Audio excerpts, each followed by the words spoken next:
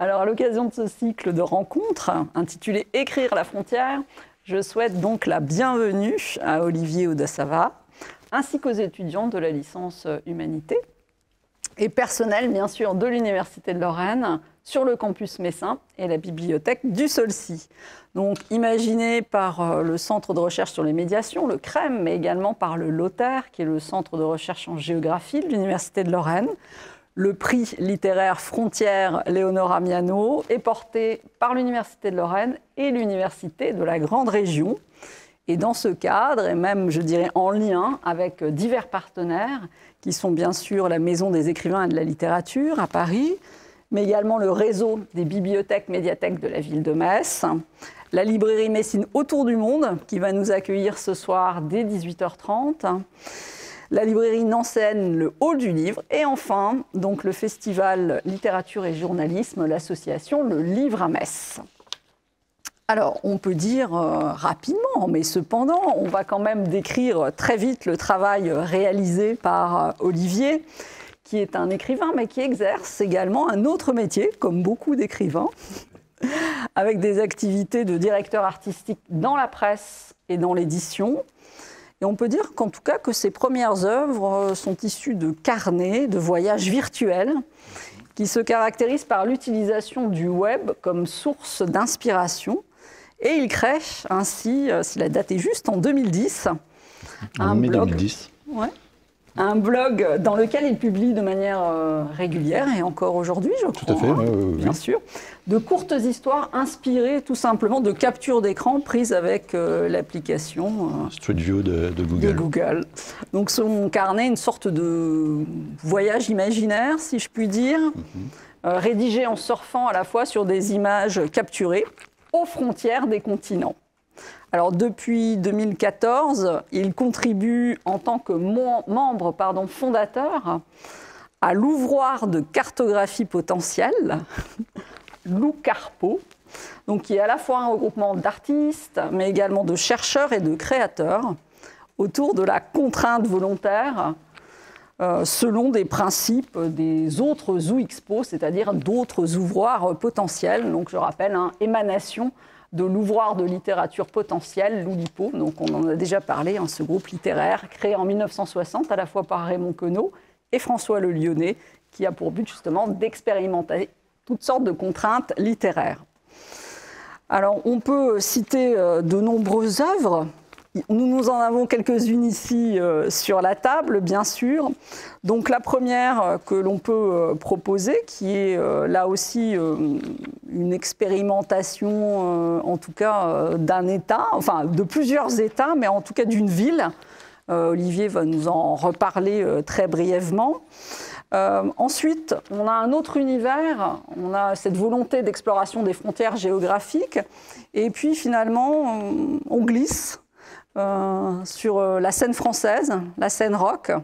Alors ce livre-là, en fait, sera sans doute, quand je serai très vieux et que j'aurai écrit beaucoup de livres, sans doute très atypique, parce qu'il est lié à un contexte qui était particulier pour moi, en fait. Donc on parle de ce livre qui s'appelle Janine, qui est sur une femme qui tenait les claviers d'un groupe dont j'étais fan quand moi j'avais 18-20 ans. Et il se trouve que j'ai été la dernière personne à lui parler avant qu'elle se suicide. Et j'étais jeune fan, j'ai voulu lui faire signer mon affiche. Et elle m'a un peu envoyé paître, mais elle m'a parlé. Et elle est sortie sur un parking et elle s'est suicidée. Mais ça n'a pas de rapport de cause à effet. En fait, elle avait des problèmes conséquents.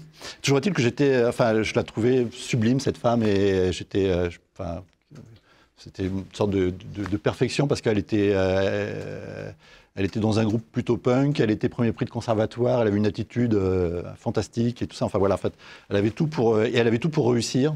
Le groupe lui-même avait pas mal de choses pour réussir. Il y a eu une époque où il y avait deux groupes qui étaient un peu en concurrence, c'était Indochine et eux. Indochine est devenu Indochine et eux en capoté. Et en fait, il se trouve qu'elle s'est suicidée à je sais pas, non, peut-être un peu plus, à 200-300 mètres de là où vivaient mes parents. Et mon père, qui se savait atteint d'une grave maladie, en fait, a fait une tentative de suicide. Il est mort trois semaines plus tard. Et la proximité de deux événements, ils sont morts tous les deux dans le même hôpital. Et vidant l'appartement de mon père, je suis retombé sur l'affiche que m'avait dédicacée le bassiste ce jour-là. Et je me suis dit, voilà, peut-être que pour essayer de, pas de comprendre, mais de m'approprier un peu de sentir quelque chose, d'essayer de comprendre quelque chose quand même peut-être de ce suicide. J'étais légitimement... Enfin, ce qu'il faut dire, c'est que j'ai longtemps pensé qu'il fallait que j'écrive sur elle parce qu'elle méritait qu'on écrive, d'exister, parce que, et je ne suis pas le seul à le penser, en fait, il y a beaucoup de gens qui avaient une grande admiration pour elle.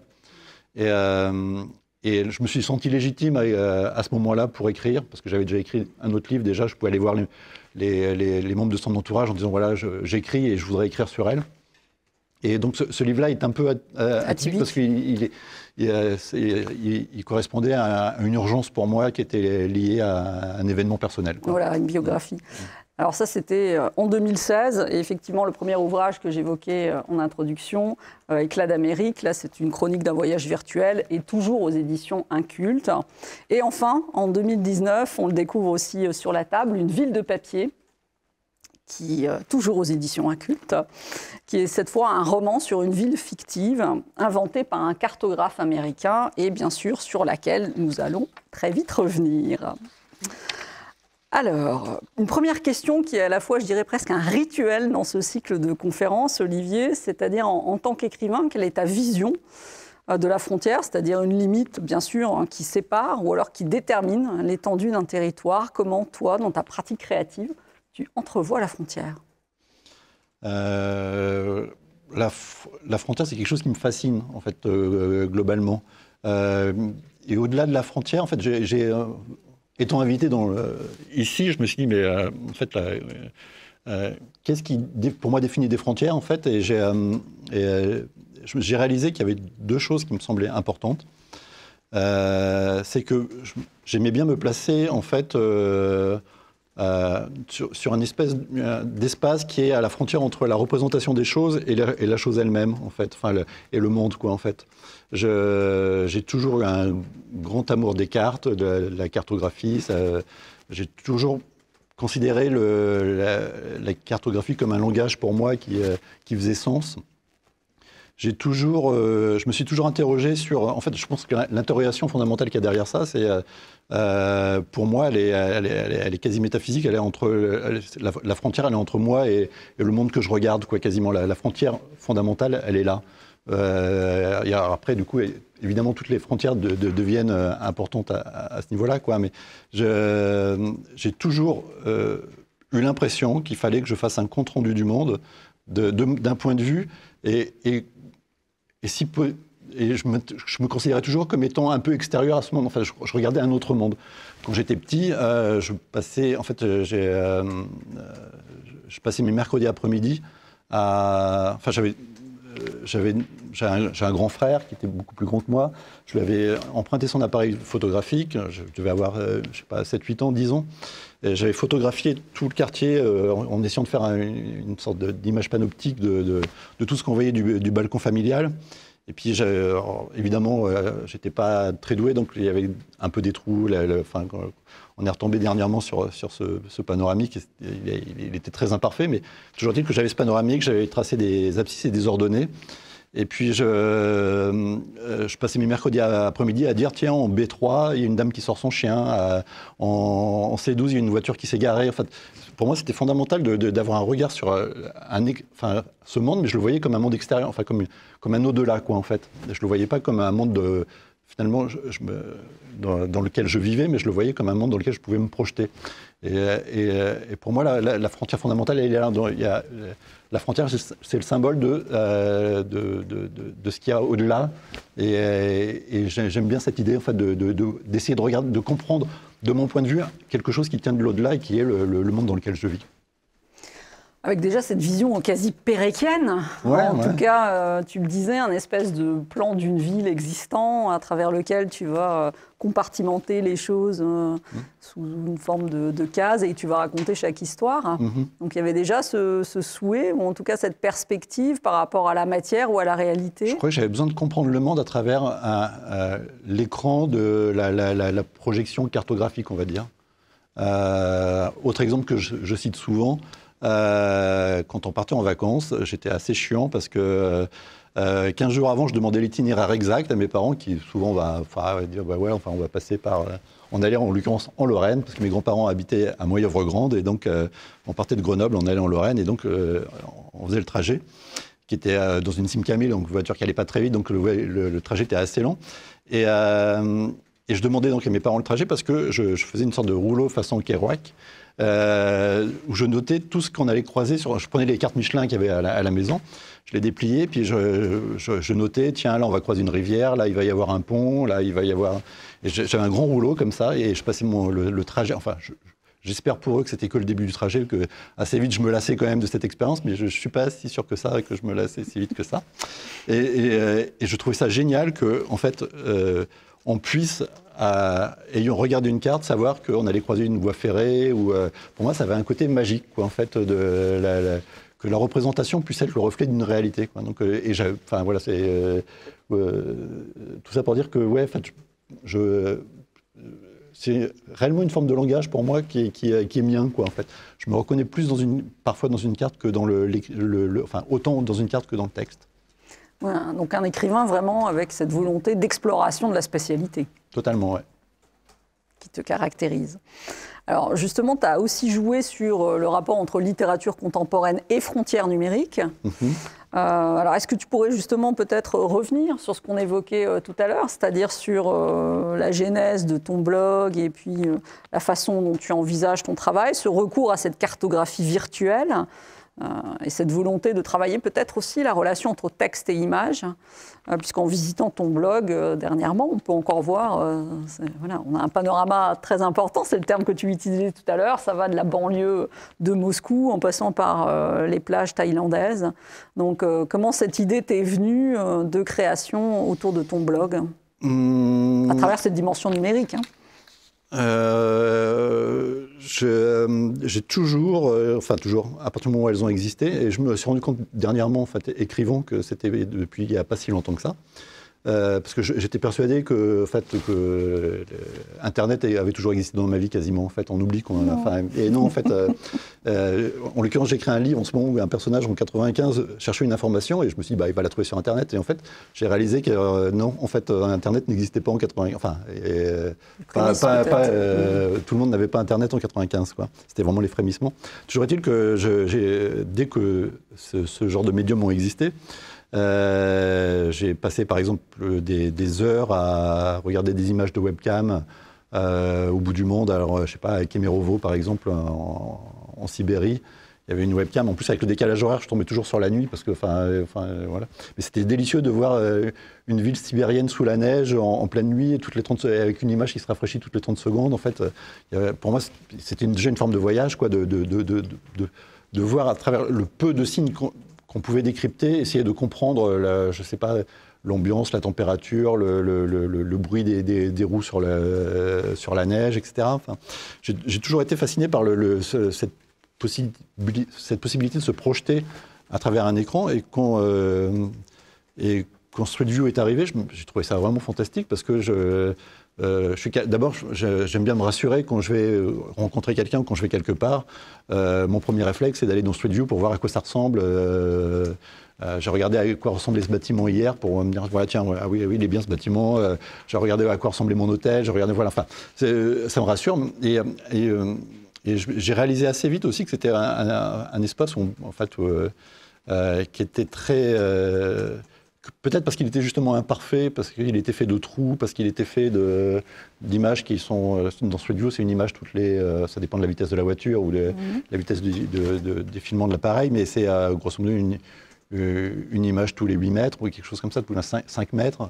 Et je me suis dit que...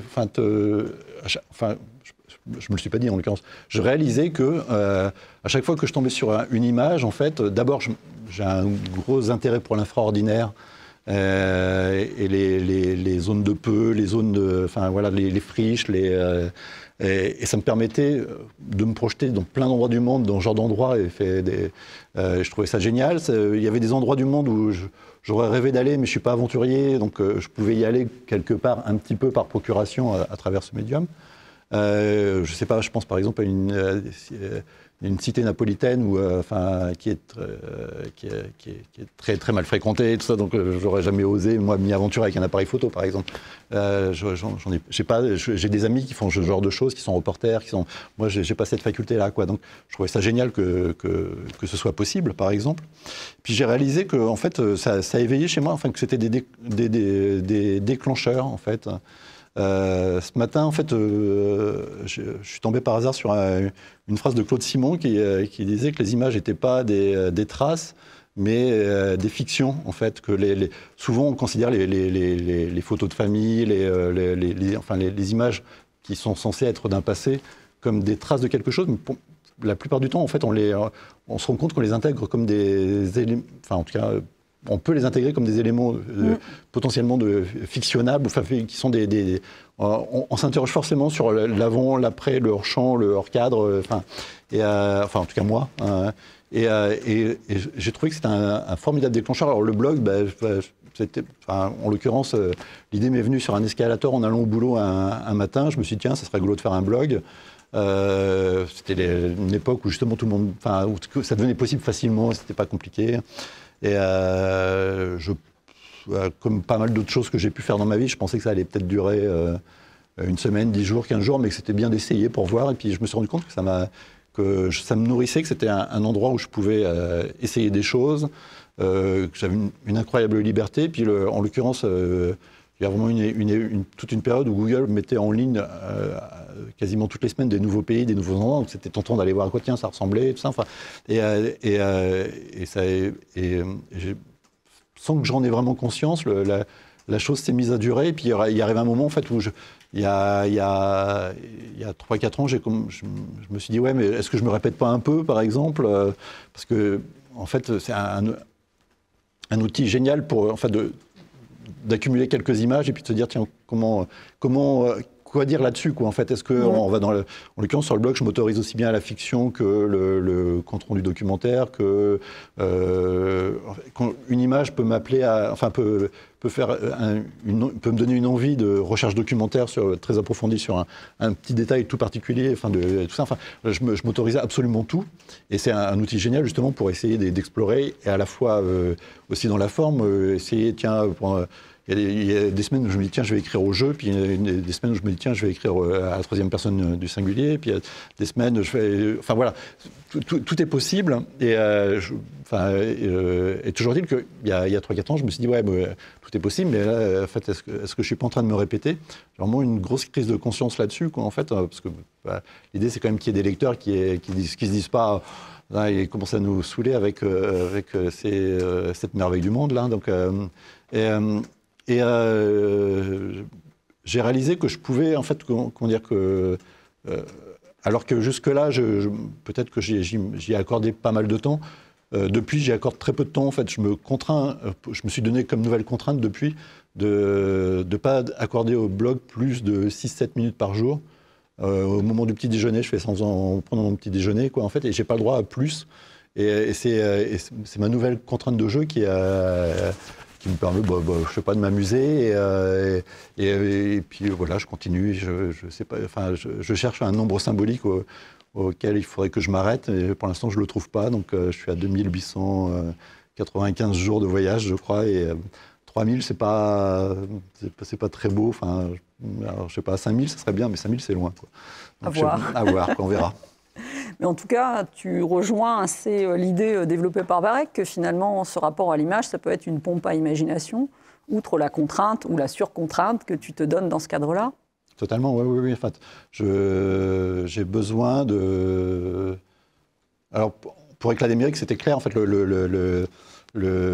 Éclat d'Amérique, l'idée, c'était d'explorer les 50 États des États-Unis dans l'ordre alphabétique, en partant de l'Alabama et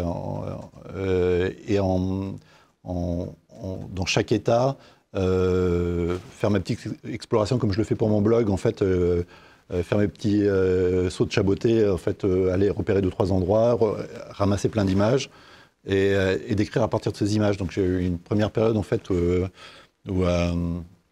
pendant, je sais pas, pendant un mois, j'ai récupéré des images. Je crois oui, c'était ça.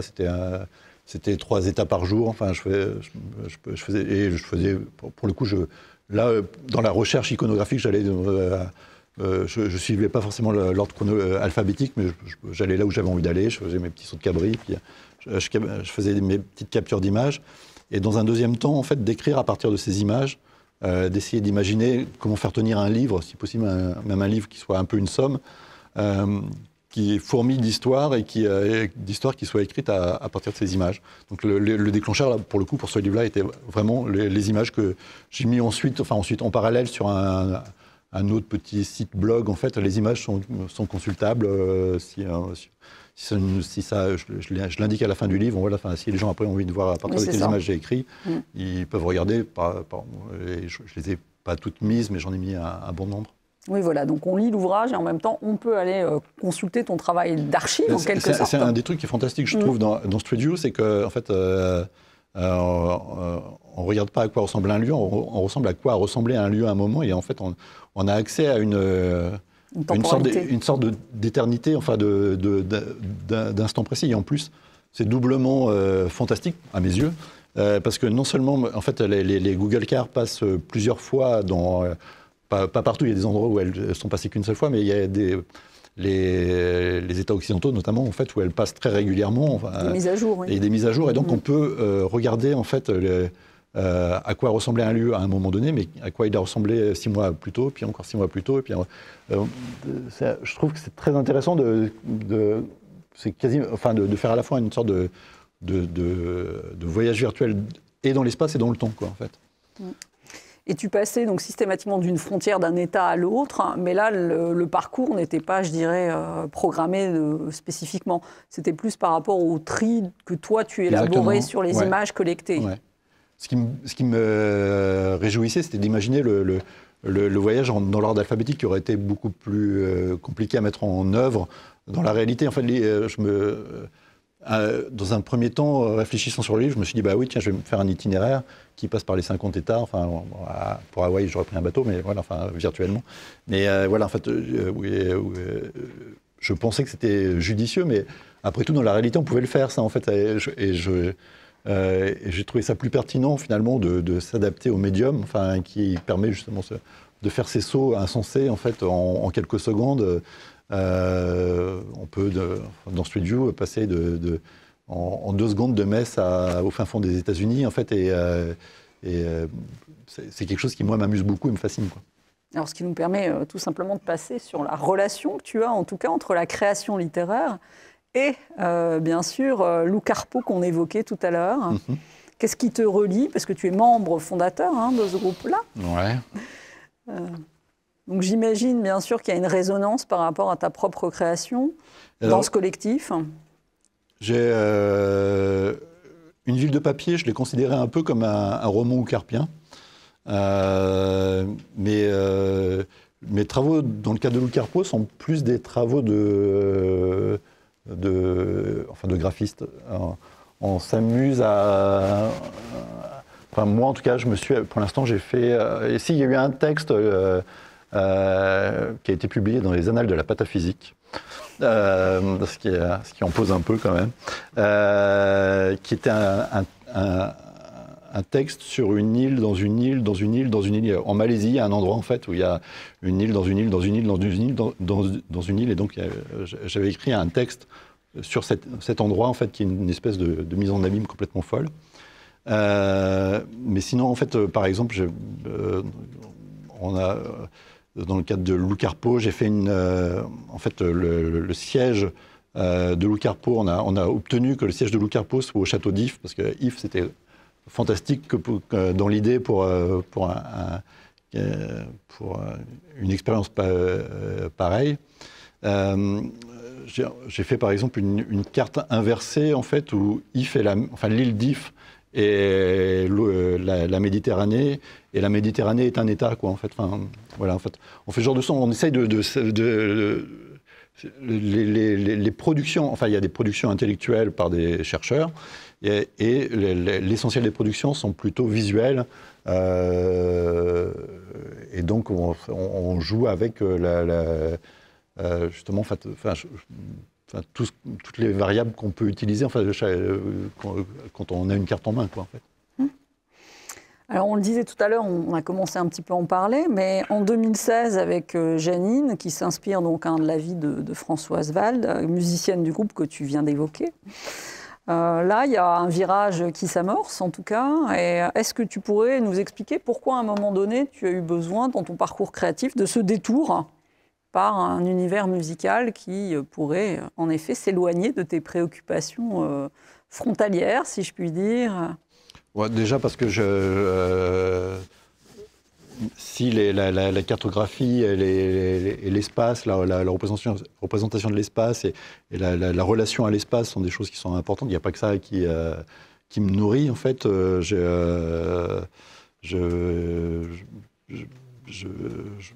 Je trouve ça, enfin, je sais, comment dire. Je pense que s'il n'y avait pas eu l'événement que j'évoquais tout à l'heure, la mort de mon père, j'aurais fini par écrire sur elle, parce que je trouve ça beau, les portraits de... Enfin, je me rends compte, par exemple, pour une revue qui s'appelle Believer, qui est une revue new-yorkaise, j'ai écrit alors c'est une autre problématique, alors c'est une autre frontière, je pense, qui me fascine. J'ai écrit un texte sur la mort de Richard Brotigan, qui s'est suicidé. Je pense que cette frontière-là, en fait, entre la vie et la mort, est sans doute aussi quelque chose qui me fascine, quoi, en fait, hein, que j'ai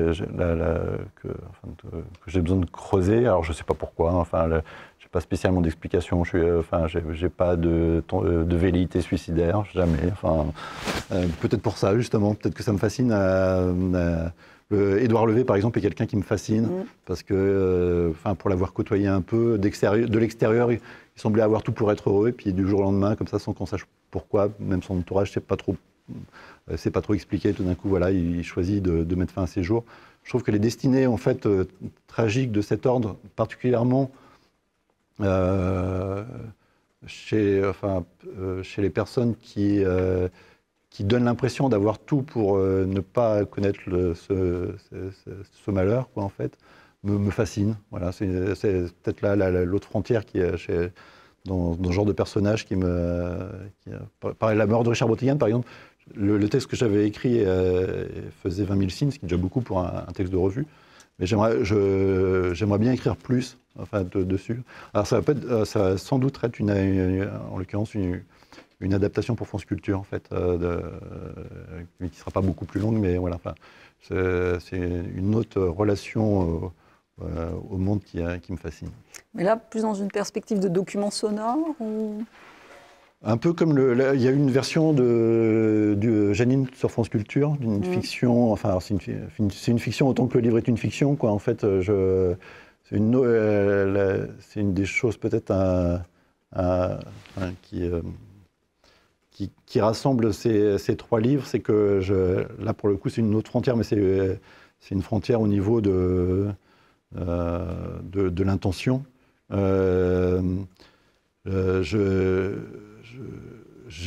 J'aime bien être à cheval entre la fiction, l'autofiction et la non-fiction, quoi, en fait. Enfin, la fiction me gêne parce que il y a trop de points de contact pour moi pour écrire vraiment une fiction. En fait, il n'y a pas assez de points de contact, je veux dire, avec des réalités. J'ai du mal à écrire quelque chose qui tiendrait, je pense, de la fiction sans avoir quelque part une forme de base réelle.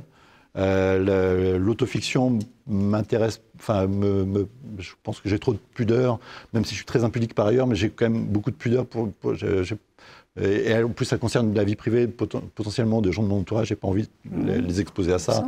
Donc j'ai pas, l'autofiction en soi me tente pas trop, enfin me tente pas, je m'en sens pas capable. Et la non-fiction, en fait, absolue, forte, concrète, me pose un problème qui est que je suis quelqu'un je me documente beaucoup, par exemple. J'adore ça. Je pense que c'est presque la partie la plus jubilatoire de mon travail, c'est la phase documentaire. Mais du coup, après, si on sait que quelqu'un a mangé des brocolis à un repas, imaginer ses pensées, en fait, comment dire, devoir imaginer ses pensées alors qu'en fait, on sait tellement de détails, un luxe de détails, quelque part, je trouve ça. J'aimerais, alors si on avait un accès absolu à toutes les données d'un univers, la non-fiction serait l'idéal pour moi, mais à partir du moment où, en fait, il arrive un moment où, en fait, il faut quand même essayer de donner du corps, de la vie à la chose, et du coup, ça force quand même à imaginer ce qu'a fait une personne, ce qu'a été une personne, et ça me pose un problème quelque part. Moi, en fait, j'ai du mal à faire ça. Donc, Janine est à la fois une fiction et une non-fiction, enfin, un travail documentaire. J'ai rencontré tous les membres de son entourage, j'ai eu une correspondance avec sa mère, qui était encore vivante. Mais il y avait un moment, en fait, il fallait que ce soit un peu ailleurs, et je crois que mes 3 livres sont un peu dans ces 3 mondes, enfin, sont à la fois une fiction, à la fois une non-fiction, à la fois une autofiction. Et comment dire, le 3e, Une ville de papier, est peut-être celui, en fait, où parce qu'on apprend en écrivant aussi, en fait, j'ai l'impression le mieux, en tout cas, maîtriser ce que j'avais envie de faire, et qui était d'aller chercher une sorte de travail jubilatoire, en fait, de faire une sorte de tour de prestidigitateur en ne sachant, enfin, j'espère en tout cas que le lecteur ne sait jamais. En tout cas, il y a beaucoup de gens qui m'ont écrit en me disant, ouais, je suis allé voir sur Internet si c'était vrai et tout ça. Enfin, et les choses sont à la fois vraies et pas vraies, qu'on soit dans une espèce de flou, mais de doute tout le temps sur est-ce que ça existe, est-ce que ça n'existe pas.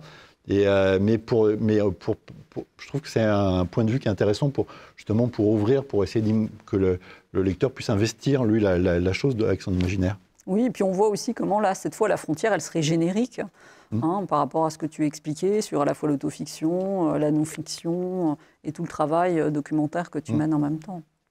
Alors justement, nous allons y arriver à ton roman « Une ville de papier », qui est donc l'histoire de cette ville fictive inventée par un cartographe américain, donc qui s'inspire, tu l'énonces dans le roman, d'une véritable destinée d'une ville de papier existante, qui se situe dans l'État de New York, je crois, et qui est donc utilisée comme copyright trap dans des cartes routières américaines. Alors, on l'a dit, une réflexion sur la frontière, ou les frontières plus exactement, entre réalité et fiction. Et ce qui est aussi assez amusant, c'est que tu entremêles des personnages fictifs, mais des personnages réels. On voit apparaître à la lecture Walt Disney, qui lui aussi avait une vision très particulière de la ville du futur, et qui a, en tout cas tu l'expliques dans le roman, à la fin de sa vie, beaucoup réfléchi à cette question-là. Et tu ne cesses de perdre le lecteur entre vraie ville, fausse ville. Alors, qu'en est-il ? Tout est vrai, tout est faux, quoi. En fait, voilà. Mais comme dans la réalité, je pense. Et comment t'es venue cette idée, en fait, parce que je trouvais ça fascinant. D'abord, moi, en tant que graphiste, j'ai fait des copyright tracks. Il y a une carte de la Lune, par exemple, où il y a le nom de ma chérie de l'époque, en fait. Qu'on retrouve dans le roman, d'ailleurs.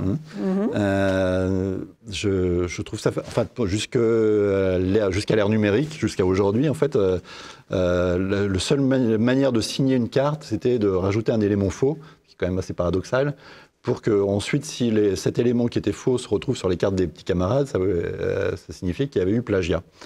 Et donc tout le monde faisait ça. En fait, moi, je l'ai fait dans les années 80.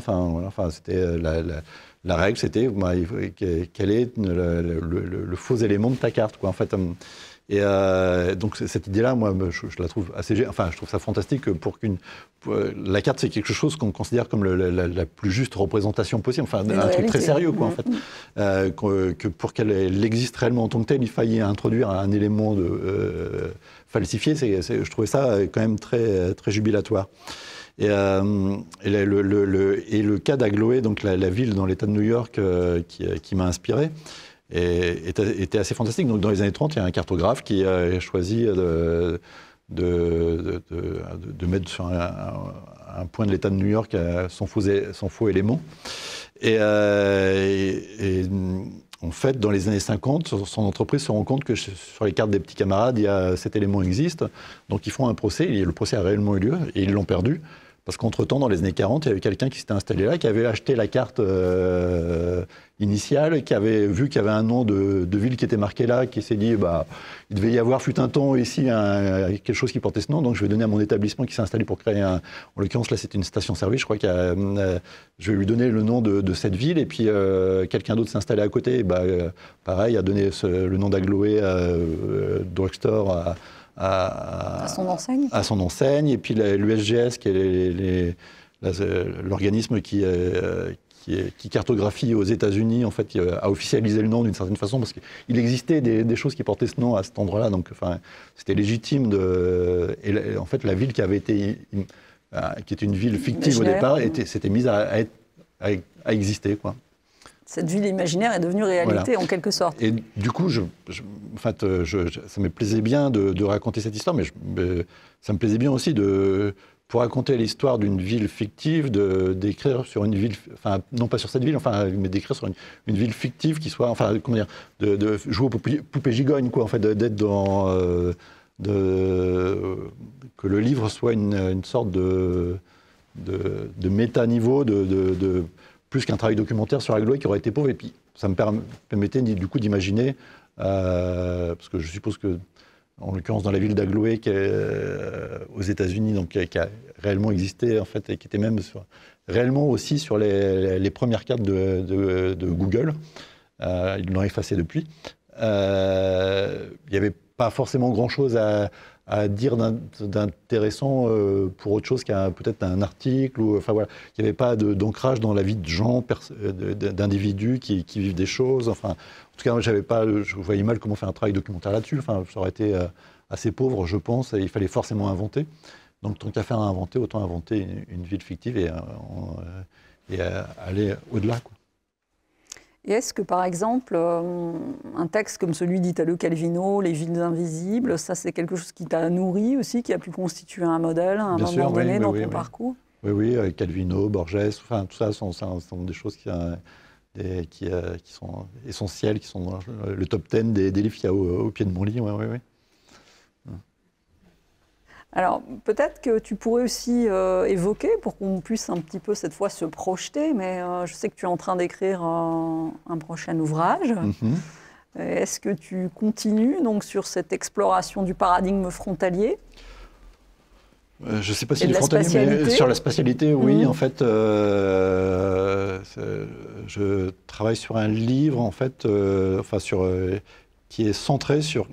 Il y a beaucoup plus que ça, il y a plein d'autres choses autour, mais qui est centré sur un personnage qui décide un beau jour de recréer son quartier à l'échelle 1,87e, qui est l'échelle des trains miniatures, en fait, qui veut, en fait, du coup, son quartier, même au 1,87e, ça représente une très grosse maquette, en fait, qui décide de faire une maquette de l'espace qu'il y a autour de chez lui, pour en faire un reflet exact, et qui est confronté au fait que son quartier évolue, en fait, que des maisons sont détruites pour être remplacées par des immeubles, que l'emplacement dans l'immeuble d'à côté des poubelles se déplace de la gauche de l'immeuble à la droite de l'immeuble, et qui la carte perdue pour représenter un lieu de vie. Et par ailleurs, cet homme, en fait, tient à représenter aussi bien les extérieurs que les intérieurs des maisons. Enfin, il veut réellement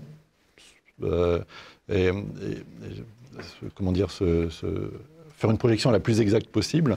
Et donc, en fait, le livre, a priori, va s'appeler « L'homme qui arrosait les plantes », parce qu'il s'arrange pour récupérer les clés de plein de gens pour aller arroser leurs plantes, pour justement pouvoir entre guillemets, accéder aux intérieurs, pour pouvoir se faire une idée de ce à quoi ils ressemblent, pour une obsession de la représentation dans laquelle je me reconnais, mais qui est, on va dire, comme pour une ville de papier, en partie inspirée d'une histoire vraie, on va dire. Enfin voilà, c'est stupide, d'une réalité quelqu'un, un jour, a essayé de se lancer dans ce genre de projet, ça m'a fasciné.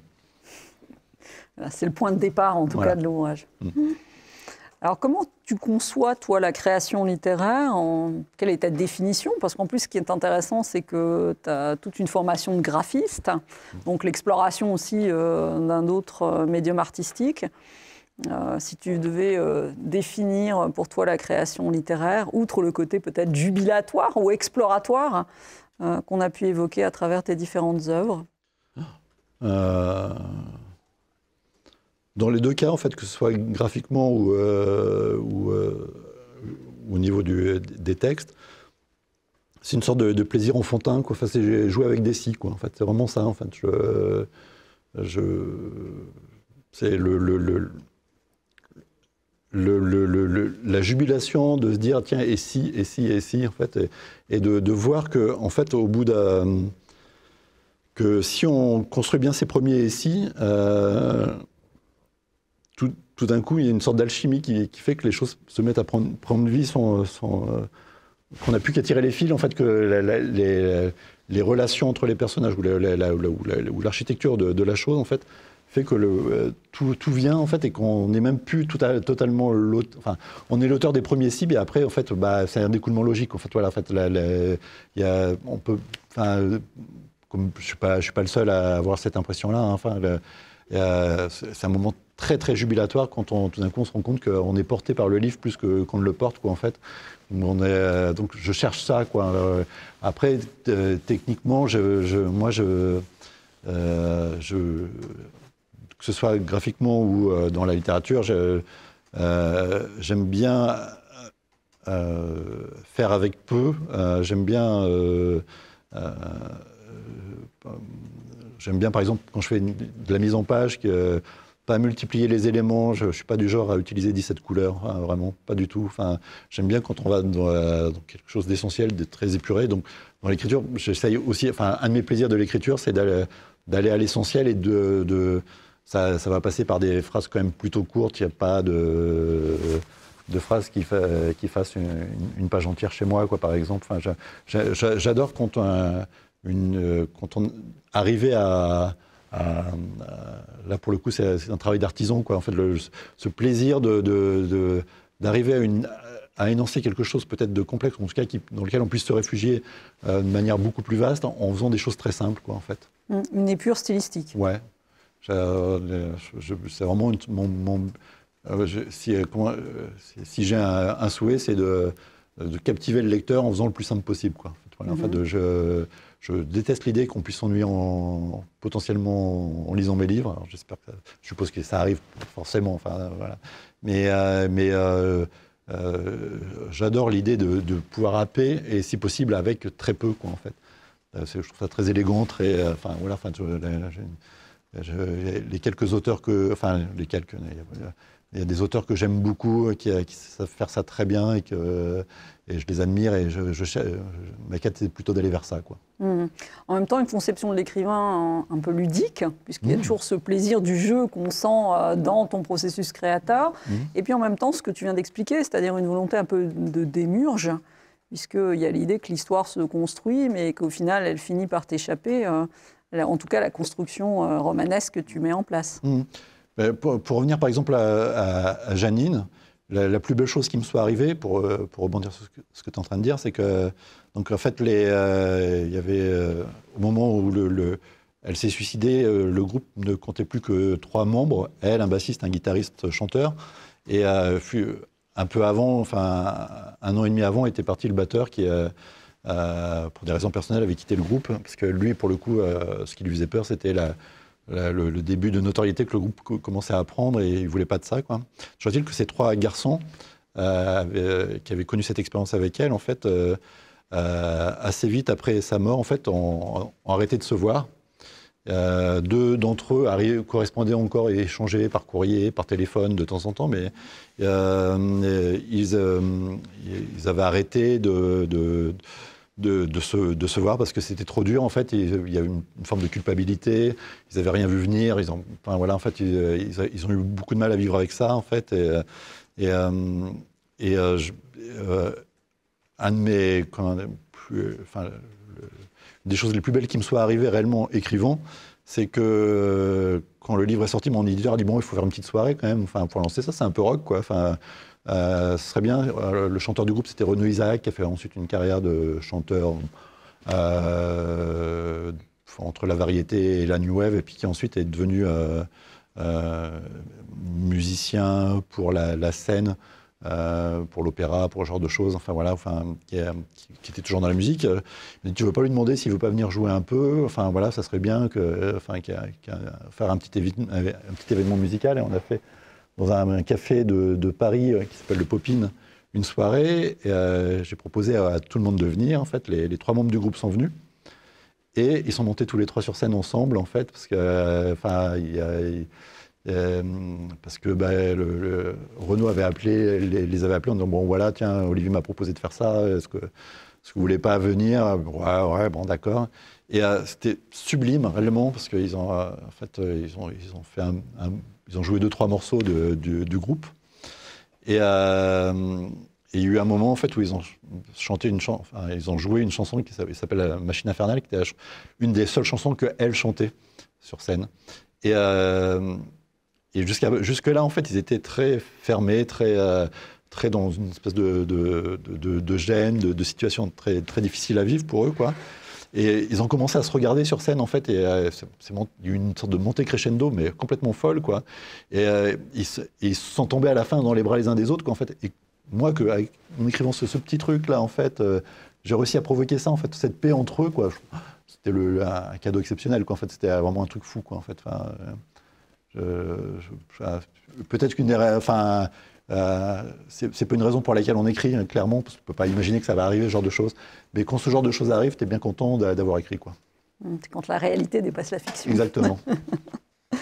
Alors, avant de passer, bien sûr, à l'échange avec la salle, et puis aussi en écho à la rencontre que nous allons mener ce soir à la librairie, à 18h30, à la librairie Autour du Monde, je souhaiterais, pour finir, t'interroger sur ta bibliothèque idéale. Alors, tu nous as donné là quelques noms d'auteurs, en tout cas.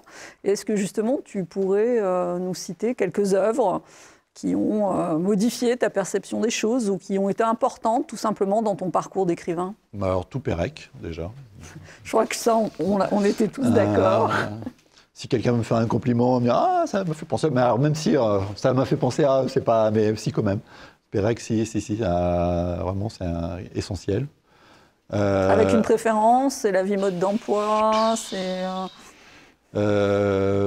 non, Espèce d'espace,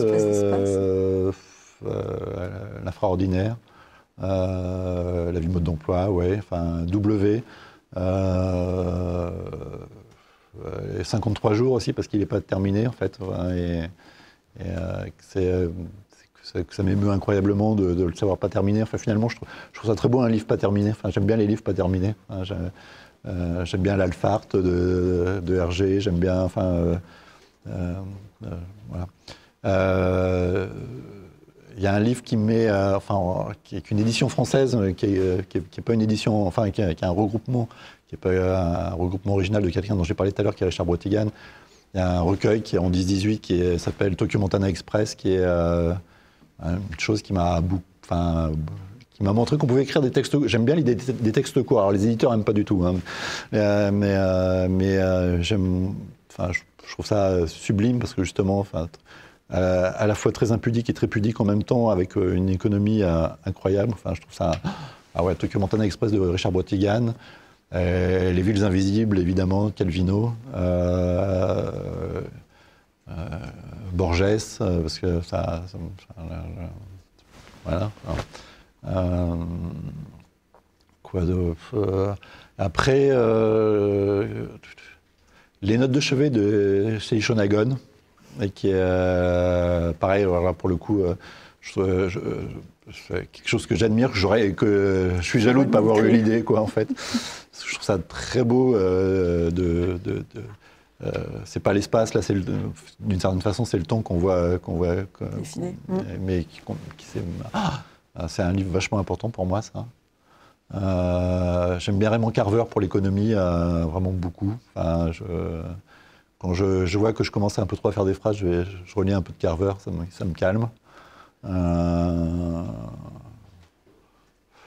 Et après, il y a un livre qui est vachement important. Alors, ça, il va falloir vraiment que j'interroge ce truc. Il y a un livre qui, pour moi, que je citerai forcément comme un livre essentiel, mais c'est un livre que j'ai jamais fini, que j'arrive pas à finir, qui me tombe des mains assez vite, mais qui est... Je ne sais pas expliquer, enfin, un jour je ferai peut-être une analyse pour ça. C'est V de Thomas Pynchon, qui est un livre que je considère comme hyper important pour moi, alors qu'assez souvent, au bout de 300 pages, il me tombe des mains, en fait, j'arrête de le lire, quoi, en tout cas. Mais je reviens, quasiment tous les ans, je reviens dedans, en fait. Tu retentes. Je sais pas pourquoi, en fait. Alors, je sais pas si la couverture, c'est toujours celle-ci. En fait, c'était en fiction et compagnie, au Seuil.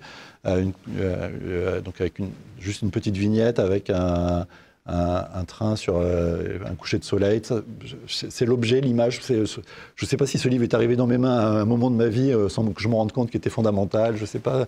Mais je trouve ça au même temps vachement beau d'avoir un attachement pour un livre finalement qu'on n'a pas lu, qu'on n'a pas totalement lu, qu'on a un peu lu, ça m'arrive d'aller grappiller quelques mots. À chaque fois quand je grappille, je me dis ah ouais, cette fois-ci c'est la bonne. Puis à chaque fois finalement c'est pas la bonne, mais c'est pas grave. C'est un livre qui est important, quoi. En fait, voilà. Donc, voilà. Mais je trouve ça bien d'avoir des livres comme ça aussi. Enfin, voilà, c'est pas. Je finis un livre sur 10 que je lis, je pense. J'aime bien commencer par la fin, j'aime bien grappiller. Alors, j'aime bien aussi commencer par la fin parce que c'est une autre chose qui me caractérise, c'est que je suis très mauvais client pour par exemple pour le cinéma à suspense et tout ça. Enfin, j'aime bien savoir la fin, comme ça je suis tranquille, je me dis bon, très bien, enfin, je sais ce qui va se passer. Enfin, la tension narrative lourde, en fait, où est-ce qu'il va être tué, est-ce qu'il va pas être tué. Pour moi, c'est vachement dur, ça, en fait, globalement. Donc, généralement, quand je lis un livre, s'il y a trop de tension comme ça, je vais lire d'abord je vais essayer de décrypter ce qui va concrètement se passer pour pouvoir avoir juste le plaisir de la lecture, des mots, du bain, quoi. Sans la tension. Sans la tension. Mmh. Voilà. Ça, c'est l'écrivain-lecteur. Voilà. Alors, on va passer à nos questions dans la salle. On va écouter nos étudiants par rapport à ce qu'on vient de se dire ensemble. Et puis, à ce que vous avez préparé. On vous écoute. Vous avez dit que vous aimiez captiver le lecteur. Du coup, j'aimerais savoir si vous écriviez pour vous-même ou pour le lecteur. Alors, je ne crois pas que j'écrive pour moi. Logiquement, si au départ on écrit, enfin, je suppose quand même qu'il y a un peu de ça, en fait. Mais alors, j'ai une autre caractéristique. J'ai découvert dernièrement que je n'étais pas le seul. C'est que assez vite, j'oublie ce que j'écris.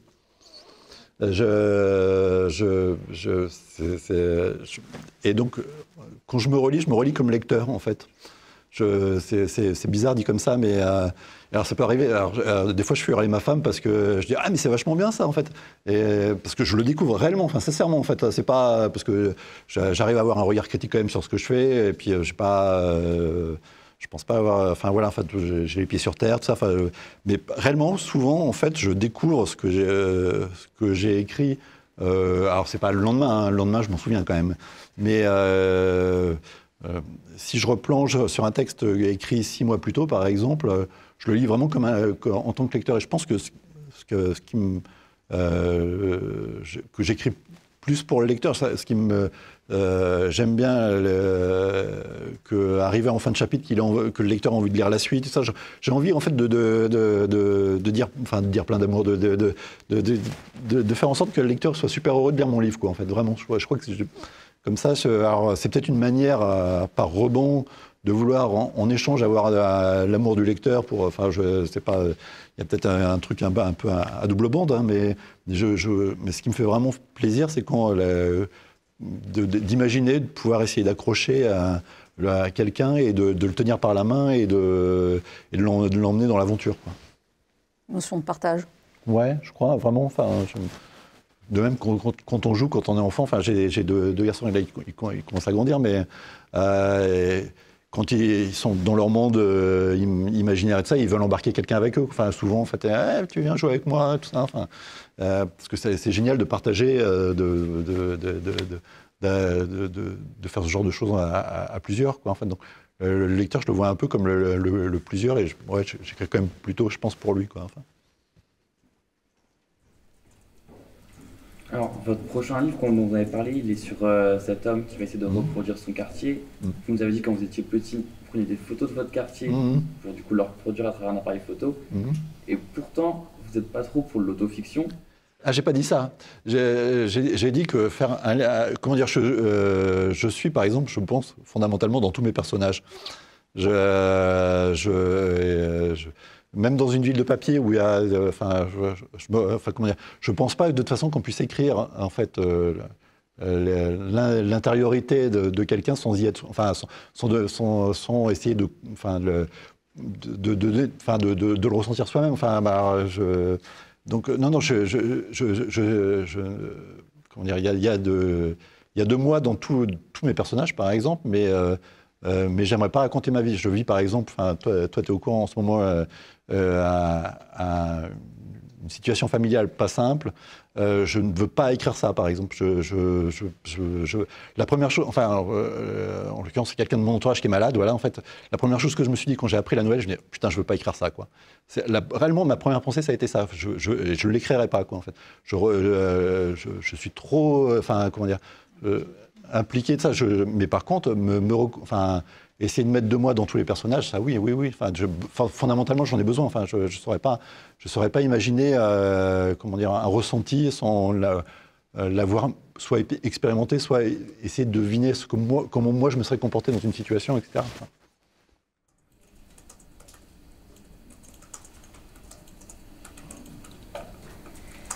Quel lien faites-vous entre le voyage immobile et le voyage réel? Est-ce que vous avez éprouvé le besoin de visiter a posteriori les lieux que vous avez vus, observés et décrits dans vos ouvrages? Non. Alors, en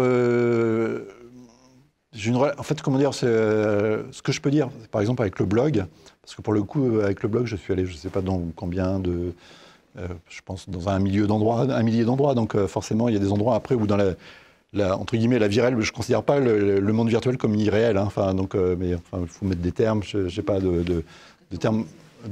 Voilà, en tout cas, ça m'est arrivé dans la réalité d'aller ensuite dans des lieux que j'avais explorés virtuellement. Et je m'y repérais incroyablement bien, en fait. Comment dire, c'est la projection c'est comme si une fois par exemple, on regarde un plan de Metz très bien, ce que j'ai fait hier soir, j'ai regardé mon plan de Metz, je savais que la gare était là, que la cathédrale était là, que la librairie était là. Enfin, la spatialité qu'on a de la ville, en fait, du coup, après, en fait, n'est plus une surprise quand on arrive dans la ville, quoi, en fait. Et du coup, ce matin, je me suis repéré très bien dans la ville, je me suis pas perdu, je me suis pas retrouvé au Beaubourg-Metz, en fait, je me suis retrouvé là où je voulais.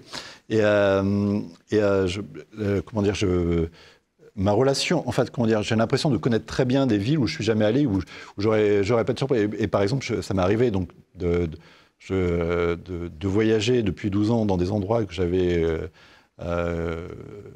virtuellement visités. Et je savais que au croisement 100 mètres plus loin, il y aurait une boulangerie si elle n'avait pas changé, enfin des choses comme ça. J'avais énormément de repères et le lieu m'était familier, quoi. Après, je suis pas quelqu'un qui voyage beaucoup, qui voyage beaucoup dans la vie réelle. En fait, je me déplace, mais je voyage pas. En fait, le voyage impliquerait pour moi, en fait, ce que j'aime dans l'idée du voyage, c'est de me poser à un endroit et d'y rester. En fait, si je vais je vais pas visiter une ville, par exemple, si je vais quelque part, j'y vais pour boire un café le matin dans un bar et avoir mes habitudes, que le patron me reconnaisse, qu'on discute, parce que pour moi, je suis pas quelqu'un qui voyage pour voyager, pour découvrir, pour découvrir ce qu'on imagine découvrir quand on voyage. Voyager, c'est pas aller dans des musées, c'est d'essayer de comprendre le peu que je puisse le faire, en fait. C'est même pas comprendre, c'est vivre une sorte de quotidien quelque part, quoi, en fait. Et donc, j'ai rarement l'opportunité d'avoir 3 mois à passer quelque part pour faire une sorte d'immersion. Donc, je peux pas dire que je voyage beaucoup. Par contre, ça a pu, par exemple, dans le passé, m'arriver par exemple, quand j'évoquais les webcams, quand il y avait un port en Norvège qui s'appelle Ålesund, où il y a 42 webcams, peut-être même plus aujourd'hui. Et ça m'arrivait d'aller régulièrement, toutes les 3 semaines, tous les 2 mois, je ne sais pas, enfin, voir si des choses avaient changé, tout ça. Enfin, ce plaisir-là, j'ai l'impression que je ne pourrais pas l'avoir si j'allais quelque part en voyage, quoi. En fait, en tout cas, j'aimerais bien, mais je n'ai pas le temps pour ça, quoi. Mais on sent l'obsession cartographique, là.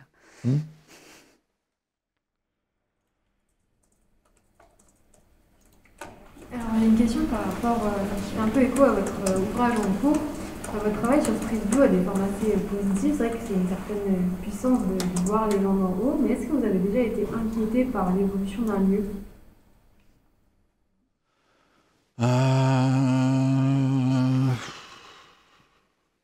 C'est-à-dire, Par exemple, sur votre blog, j'ai vu une image de la Russie, la construction d'un hôpital spécial Covid.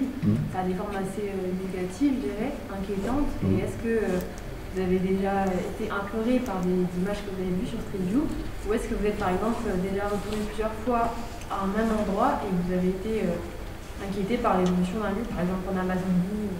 Alors, inquiété, non. Attristé, oui.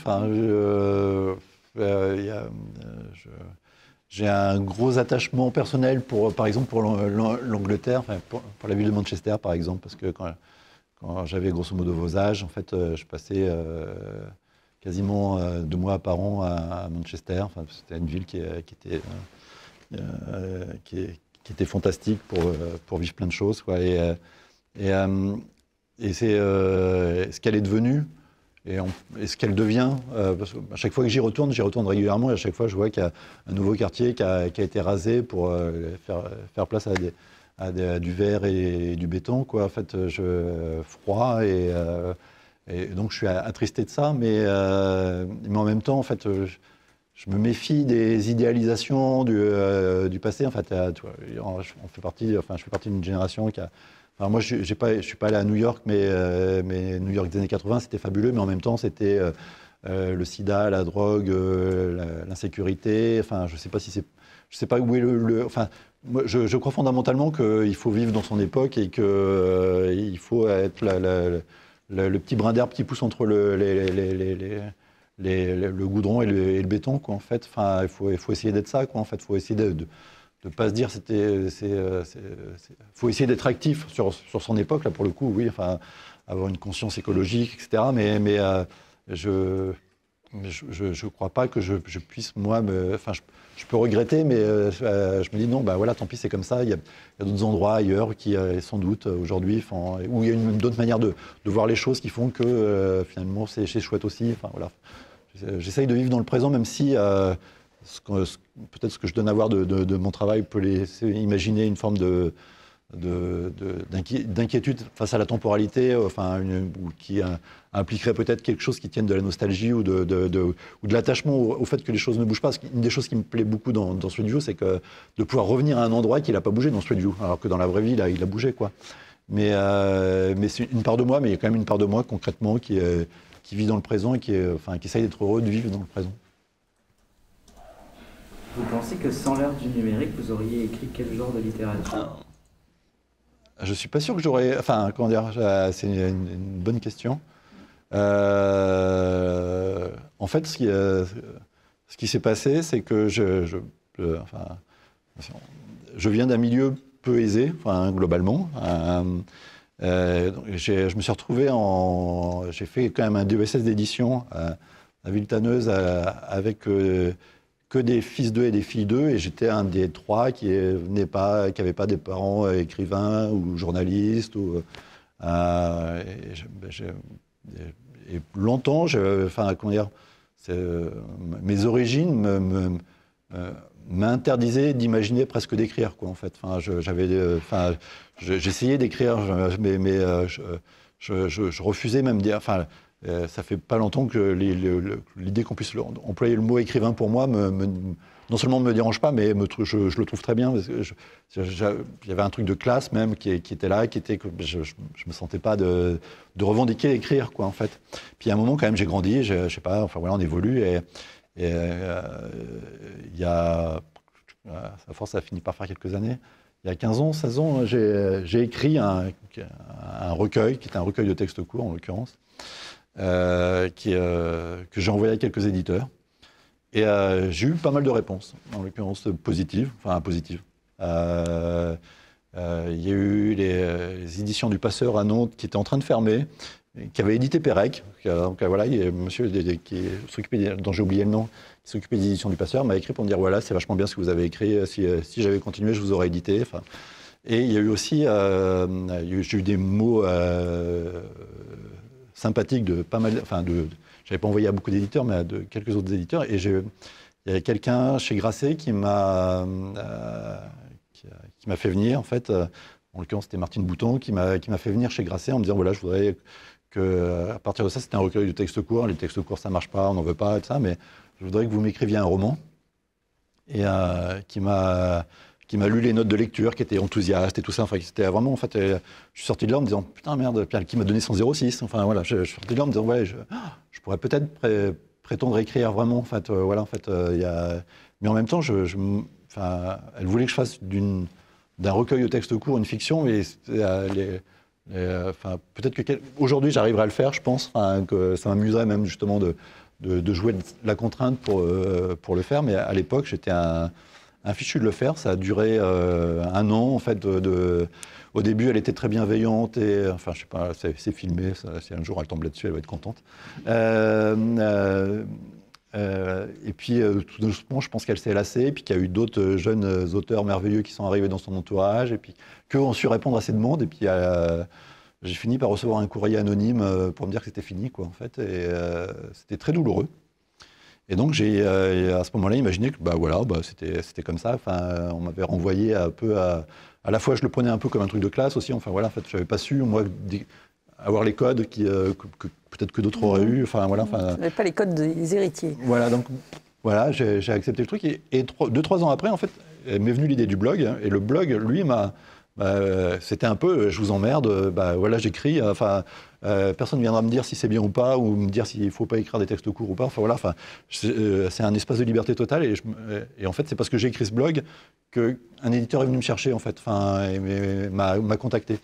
Donc, s'il n'y avait pas eu le blog, je ne suis pas sûr que... Enfin, j'aurais peut-être continué à écrire des petits trucs dans des carnets, mais je ne suis pas sûr que j'aurais eu la force donc, quelque part, le numérique, enfin, est sans doute lié au fait que aujourd'hui, j'écrive des livres. Le blog m'a fait écrire des livres, quoi.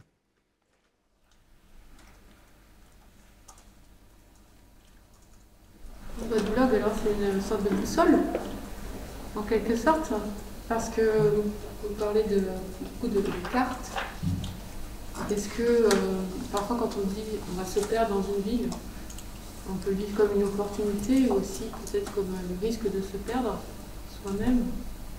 Est-ce que vous avez peur de vous perdre, ou est-ce qu'au contraire, je ne sais pas si c'est très clair ce que je veux dire, mais... Je pense que le plaisir, il est plutôt justement le contraire, en fait. C'est que, quoi qu'il arrive, enfin, si je me promène dans un lieu qui m'est totalement inconnu, alors ça sera plutôt à la campagne, parce qu'en ville, bon, quand même, on peut demander son chemin et tout ça, mais si la nuit tombe et que j'ai l'impression d'être un peu perdu, je vais pas faire le malin.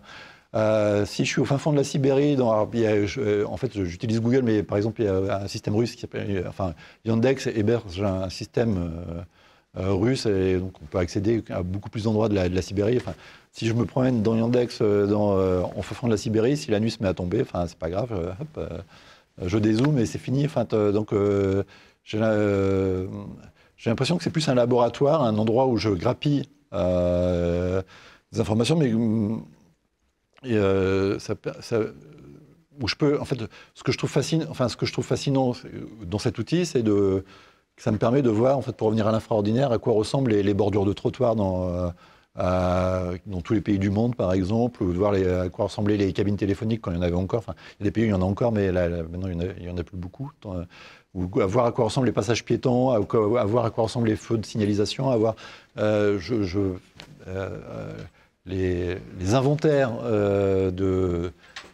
sont quelque chose qui me fascine aussi, hein, et je trouve ça incroyablement heureux de pouvoir accéder à, justement, en fait, quand je me promène dans une ville, c'est pas pour, j'avance pas comme j'avancerais dans le monde réel. En fait, ce matin, je suis venu à Metz, j'ai pris des rues, j'ai marché. En fait, là, je fais des espèces de bonds, et je m'intéresse à des détails. En fait, je vais chercher si l'obsession du jour, c'est de voir les feux de signalisation, par exemple, je vais pouvoir, par exemple, un jour aller dans 20 pays différents, voir à quoi ressemblent les feux de signalisation, et ça sera possible, quoi. En fait, voilà. L'usage du monde est vraiment autre. C'est pas réellement. Enfin, moi, je le vis pas comme un voyage. Il y a un intitulé voyage virtuel, mais c'est pas. Je le vis pas comme une sorte d'avancée, mais comme une sorte de projection multiple à plein d'endroits. Donc ça veut dire, est-ce que systématiquement, tu te constitues des listes avant de faire tes recherches, ou c'est plus intuitif? Tout un temps, je faisais ça. Maintenant, j'en fais plus. Après, le nombre, ça devenait très chronophage parce que j'ai fait un autre truc aussi. Enfin, par exemple, je crois qu'en cherchant bien sur Internet, on peut le voir. En fait, il doit être encore hébergé chez Vimeo. J'ai eu une obsession pour mon 1000e post. Je voulais faire un truc un peu remarquable. Et j'ai cherché les chiffres 1 à 1000 dans Street View. Et donc, je faisais des listes d'endroits où j'avais vu 987, 988, 989. Un copain a mis ça en musique, en fait, et une vidéo qui existe des chiffres de 1 à 1000. J'avais ce genre d'obsession, donc j'avais des feuilles avec tous les chiens que j'avais vus, mais dans une image, après, en fait, le travail documentaire devient dingue, parce que dans une même image, tu peux voir à la fois des chiens, une pharmacie, donc j'avais des listes de tout, mais à force, j'aurais pu me noyer dans ces listes. Il aurait fallu que j'aie des aides documentaires, des personnes qui m'aident à faire ce travail-là, parce que sinon, parce que tout devient objet d'obsession potentiellement, parce que c'est fascinant de se dire, tiens, voilà, enfin, de faire, je sais pas, comment dire, j'ai pas d'obsession particulière pour certaines choses qui feraient que ces choses-là, je les creuserais à mort, quoi, en fait. Tout m'obsède potentiellement. Enfin, je trouve ça fascinant qu'on puisse mettre le focus sur absolument tous les détails. Enfin, un de mes amis, Joran Garner, illustrateur, artiste, a fait à l'association un livre sur Saint-Nicolas. Parce qu'il est nancéen, lui, et donc c'était la thématique lui plaisait. Donc il est membre, on peut le dire, de l'ouvroir de bande dessinée potentielle. Je trouvais ça génial qu'il fasse, lui, par exemple, ce livre sur Saint-Nicolas, qui soit un volume sur Saint-Nicolas fait par lui. Et mon rêve absolu, ça serait qu'il fasse, par exemple, lui, l'équivalent sur tout, enfin, sur les toits, même les toits, c'est encore les types de tuiles, ça serait passionnant, je suis sûr qu'il ferait ça super bien. Enfin, et tout détail, enfin, et même quand tu t'intéresses aux tuiles, par exemple, il y a les tuiles en général, mais après, si tu t'intéresses à une tuile en particulier, comment elle a été fabriquée, d'où vient le matériau, etc. Et, enfin, comment dire, j'adore l'idée que chaque petite chose que tu prennes comme ça, le petit détail de cette moquette, en fait, si tu commences à te documenter dessus, en fait, ça devient fascinant parce que ça t'ouvre au monde, à un monde incroyablement vaste, quoi. C'est ça qui me plaît. Alors, il y a un terme que tu as utilisé de nombreuses fois dans ton discours, c'est celui de contrainte. Ça nous ramène bien sûr à Lou Bempo, mais aussi à Lou Carpo. Et comment toi, quelle serait ta définition de la contrainte? Parce que c'est une chose que nous expérimentons aussi beaucoup dans notre cours de création littéraire. L'outil est fondamental. Vraiment, s'il y a un outil qu'il faut avoir quand on écrit, c'est pas un stylo, c'est la contrainte, quoi. Vraiment, enfin un stylo ou un clavier, hein, mais réellement, pour moi, c'est un débloqueur, mais incroyable. Enfin, pour revenir à la vastitude des possibles, quoi, en fait, s'il n'y a pas la contrainte, moi j'ai l'impression que je suis dans un océan et que je ne sais pas nager, quoi, en fait. Je ne sais pas par où commencer, par quoi commencer, parce que tout est possible, quoi, en fait. Et la contrainte, c'est même plus une bouée, je ne sais pas ce que c'est un paquebot, quoi, qui te mène d'un point à un autre, quoi. En fait, c'est vraiment l'outil fondamental, parce que ça rend tout très facile, quoi. Enfin, incroyablement, parce que et ça te surprend, en fait. Comment dire, en tout cas, dans mon cas, enfin, pas que dans mon cas, hein, ça aide à aller chercher des choses que tu n'imagines pas au départ chercher, quoi. Et par ailleurs, en fait, Moi, je suis quelqu'un qui a besoin de règles et de règles du jeu pour faire des choses et de rituels. Et ça fait partie du rituel de m'imposer la... Enfin, quand la contrainte fait partie du rituel, j'en ai besoin pour avancer, quoi. Enfin, vraiment, enfin, c'est un truc fondamental, quoi. C'est tout le monde, allez-y, donnez-vous des contraintes. Et plus elles paraîtront compliquées, et plus elles permettront d'accéder à des choses essentielles. Alors, autre terme que tu as utilisé, c'est celui de rituel. En tant qu'écrivain, est-ce que tu en as des spécifiques? Est-ce que c'est la mise au travail, le rituel, c'est quelque chose d'important pour toi? L'habitude, oui. Enfin, l'habitude, il faut que... c'est une sorte d'hygiène de travail, quoi. En fait, j'ai besoin que les choses se fassent à certains moments de la journée. D'abord parce que j'ai une vie par ailleurs, que du coup, il faut bien les caser quelque part. Donc, mais je trouve ça très bien justement de les caser quelque part. Fut un temps, là depuis, particulièrement on va dire depuis le Covid, je télétravaille, donc il a fallu que je me trouve de nouveaux rituels. Mais fut un temps, j'avais un trajet très court de 20 minutes de transport en commun le matin, qui me permettait d'écrire un premier jet. Entre midi et deux, je rejetais un œil, j'amendais, je mettais 2-3 idées en plus.